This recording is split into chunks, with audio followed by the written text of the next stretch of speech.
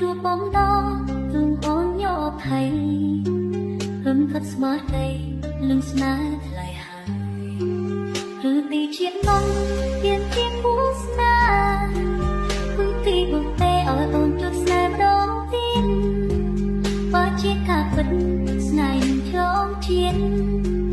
សូមជួបបងទៀតគ្រប់ជាតិលើថ្លៃតើជាការពិតតើការកាត់ទេ